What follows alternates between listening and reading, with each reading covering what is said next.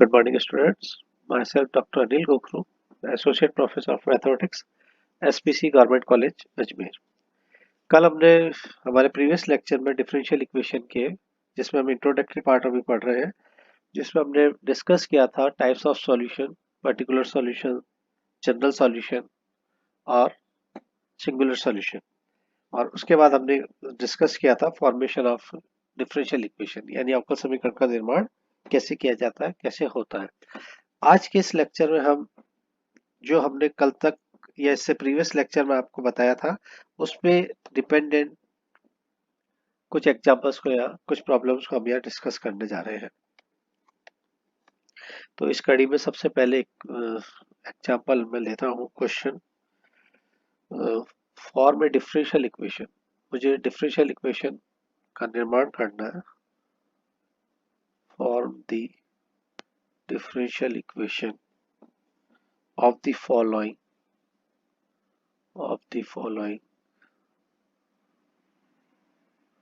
family of curves।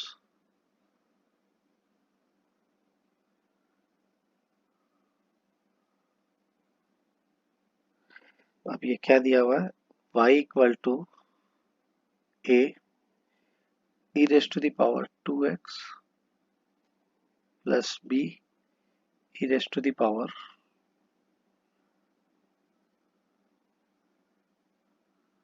b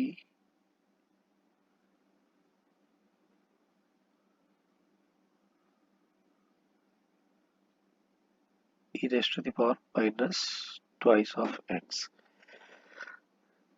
ये जो दिया गया वक्र कुल है, इसका हमें अवकल समीकरण बनाना है।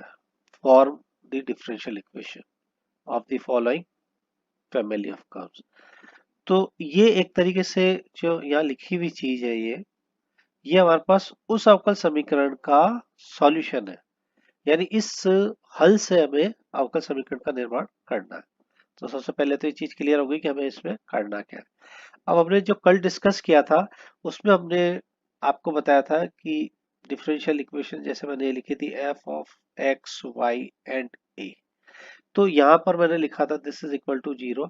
इसका मतलब ये एक आर्बिट्री कांस्टेंट है, तो ये मेरी जो डिफरेंशियल इक्वेशन बन के आएगी वो मेरी बनेगी फर्स्ट ऑर्डर की differential equation of first order. क्यों? क्योंकि यह एक कांस्टेंट है।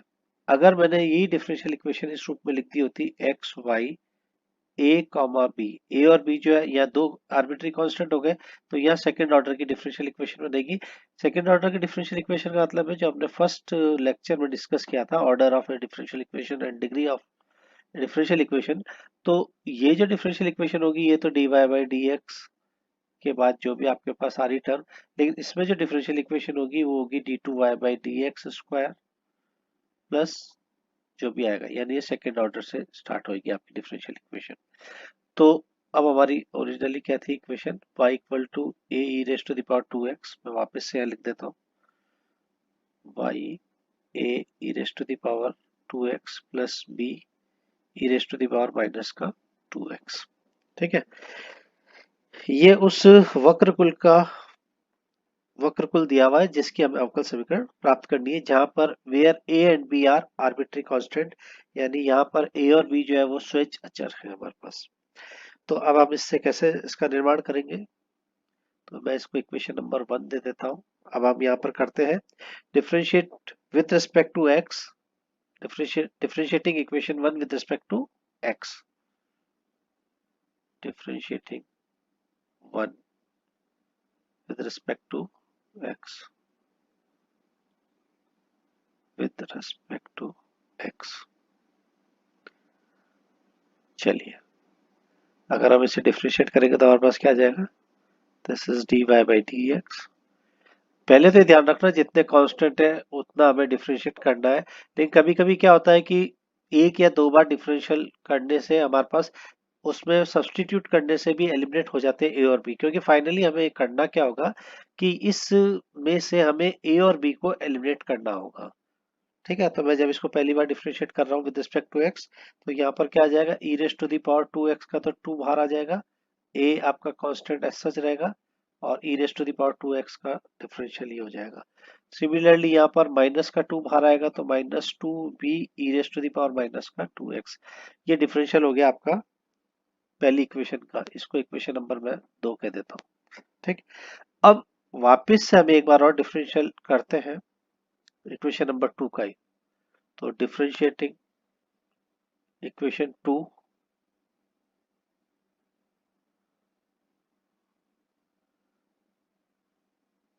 With respect to x, again differentiating, लेकिन इक्वेशन नंबर 2 को।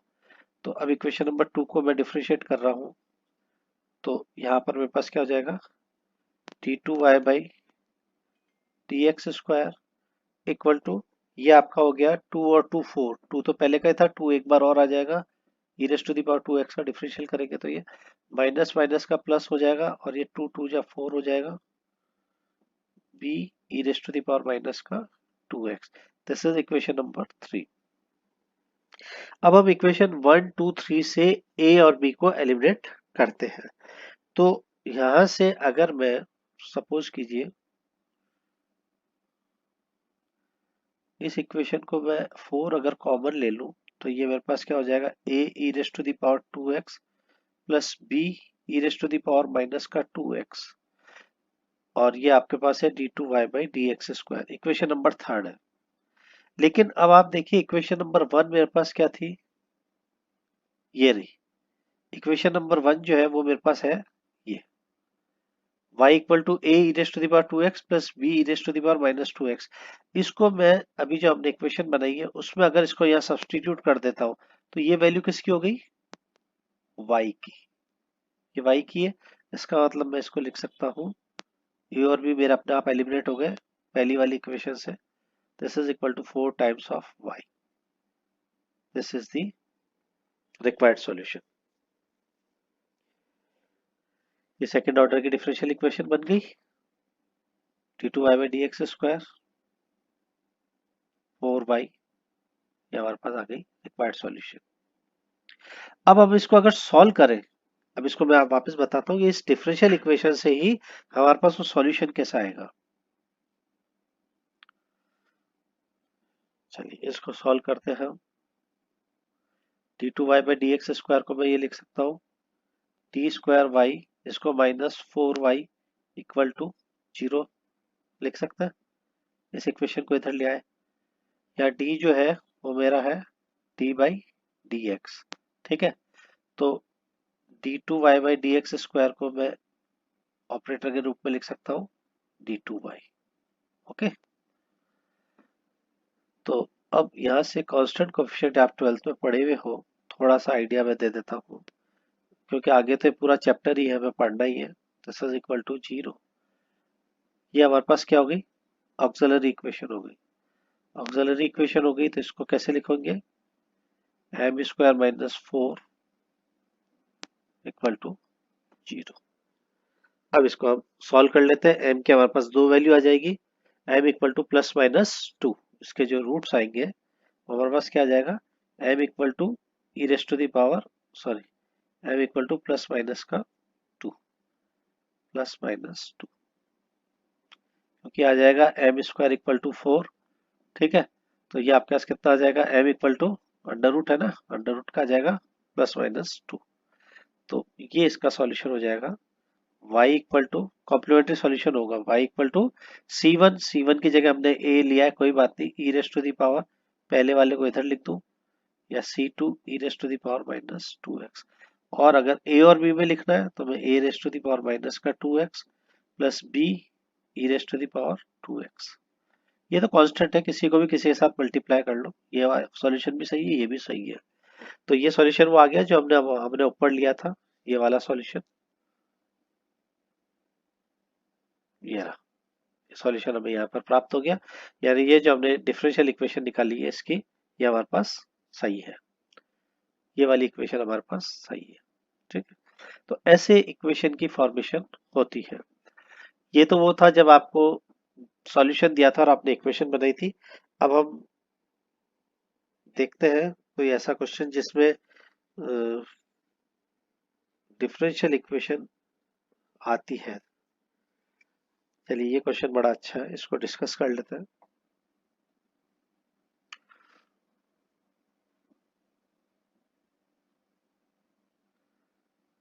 ये क्वेश्चन है, find the differential equation of all the circles of radius A. Find the differential equation of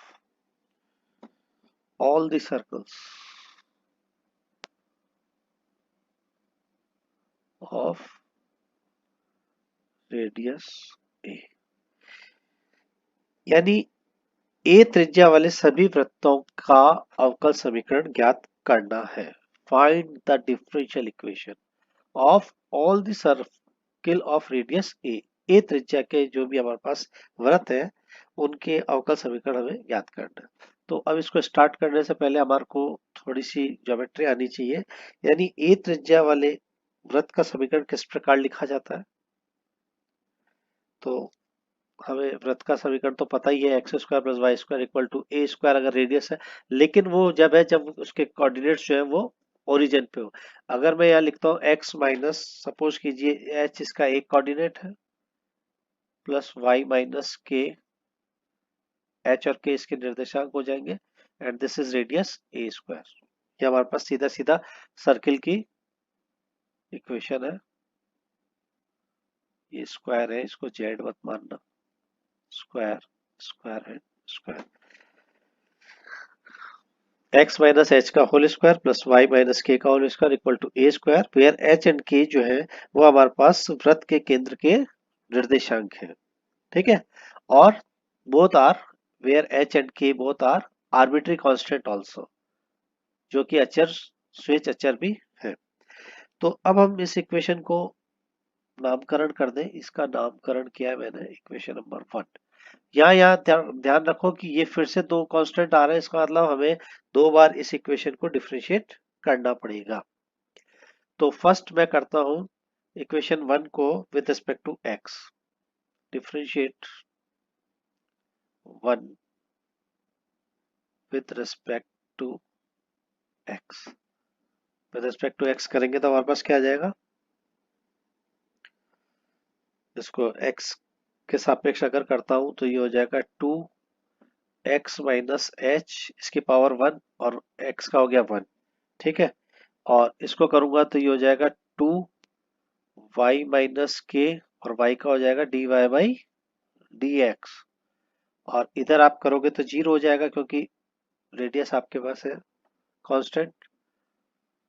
अब यहां से मैं इसको ये भी लिख सकता हूँ, टू को कॉमन ले लो तो x minus h plus y minus k dy by dx equal to zero. This is equation number 2।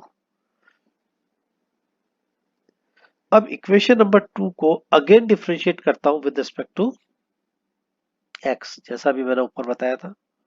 Again differentiate equation 2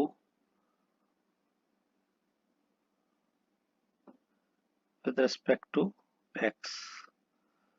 तो ये आपके पास आ जाएगा, इसका तो 1 ही हो जाएगा एक्स माइनस एच का। यहाँ पर आपके पास आ जाएगा प्लस वाई माइनस के, वाई माइनस के, पहले इसको करेंगे तो ये हो जाएगा d2y by D x square, और यहाँ पर आपके पास आ जाएगा y का अगर करोगे तो ये हो जाएगा dy बाई डी एक्स, और एक dy बाई डी एक्स बाहर और पड़ा है। इसमें हमने चेन वाला किया है, पहले इसको मैंने डिफरेंशिएट किया, इसको ट्रीटेड एज ए कांस्टेंट रखते हुए इसका डिफरेंशियल किया, तो ये आ गया d2y by D x square.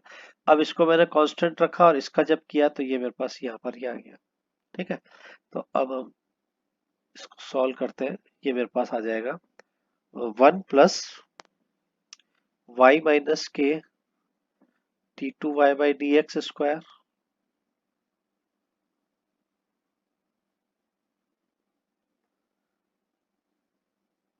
d2y by, sorry, d2y by D x square plus, या प्लस आना था, प्लस रह गया, dy बाई डी एक्स का whole square equal to 0। This is equation number third. अब हम इक्वेशन नंबर 1 2 3 से h और k को हमें एलिमिनेट करना है, इनको विलोपित करना है।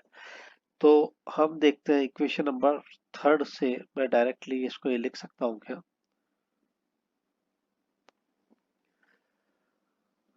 y माइनस के, ठीक है, this is equal to minus बाहर ले लेते हैं 1 minus d Y by D x, तो ये प्लस हो जाएगा का होल स्क्वायर अपॉन, ये मल्टीप्लाई में चला जाएगा d two Y by D x square. ये जो जस्ट ऊपर इक्वेशन लिखी है इसी को मैं सॉल्व कर रहा हूँ, d two Y by D x square, ये मल्टीप्लाई वाली चीज नीचे आ जाएगी। ये इक्वेशन नंबर आप चाहो तो 4 लिख दीजिए।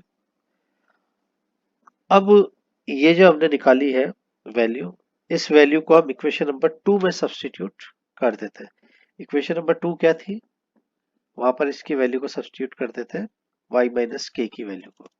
तो इक्वेशन नंबर 2 जरा ऊपर से देखते हैं हमारे पास क्या थी, ये रहा h माइनस के और x माइनस एच और y माइनस के। अभी मैंने y माइनस के की वैल्यू निकाली है शायद, है ना, y माइनस के। तो सब्स्टिट्यूट इस इक्वेशन को 2 में रखते हैं, तो x minus H plus y minus के, y माइनस के का मतलब हो जाएगा माइनस में आएगी वैल्यू, तो ये हो जाएगी 1 plus D Y by D x का होल स्क्वायर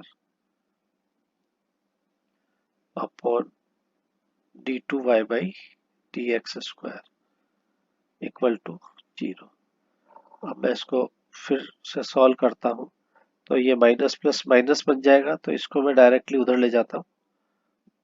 तो इसको मैं ये लिख सकता हूँ x minus h equal to, ये माइनस हुआ तो प्लस बन गया, तो ये मैंने साफ साफ लिख दिया D Y by D x का whole square upon D two Y by D x square. ठीक है, ये इक्वेशन नंबर मेरी हो गई फिफ्थ। अब इक्वेशन नंबर फिफ्थ और 4 के मान को इक्वेशन नंबर 1 में रखना है, यानी फिफ्थ जो है उसका मान है मेरे पास x माइनस एच और 4 का मान था मेरे पास y माइनस के, शायद यस, 4 का मान है y माइनस के। इसको मैं इक्वेशन नंबर 1 में रख देता हूँ दोनों के मान को, तो मेरे पास ये डिफरेंशियल इक्वेशन बन के आ जाएगी, क्योंकि x और k दोनों के दोनों मेरे पास h और k एलिमिनेट हो जाएंगे। तो इक्वेशन नंबर 1 मेरे पास क्या थी, सबसे पहले याद करो, वो मेरे पास थी सर्किल की इक्वेशन, जिसके कोऑर्डिनेट आपके पास h और k थे, y माइनस के का whole square equal to a square. तो हमने कहा था h और k जो थे वो आर्बिट्री कांस्टेंट थे, a के बारे में हम साइलेंट रहे थे। तो अब यहाँ पर इसकी वैल्यू तो सब्स्टिट्यूट करता हूँ यहाँ से, और इसकी वैल्यू को सब्स्टिट्यूट करता हूँ 4 से। तो ये इक्वेशन देखिए मेरे पास कुछ इस रूप में आ जाएगी। इसकी वैल्यू अभी हमने जस्ट रखी है 1 प्लस क्या था D Y by D x का होल स्क्वायर और d two Y by D x square, और ये होल मल्टीप्लाई भी था D Y by D x से। देखिए ऊपर में शायद मल्टीप्लाई करना रह गया मेरे से, यस, ये यहाँ पर D Y by D X भी था।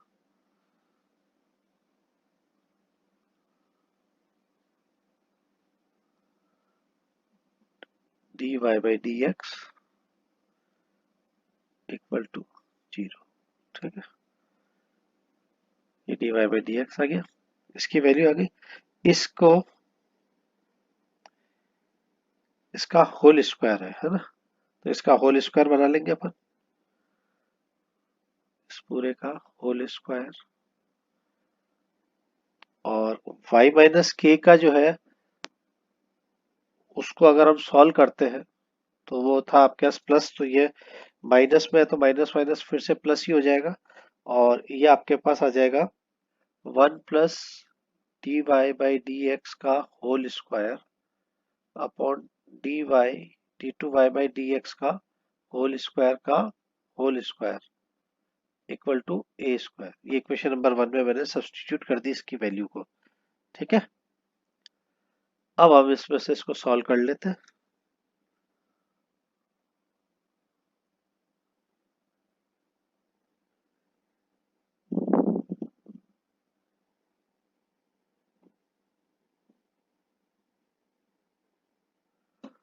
अब इसको जरा सॉल्व कर लेते हैं तो आपकी इक्वेशन डिफरेंशियल इक्वेशन बन के आ जाएगी।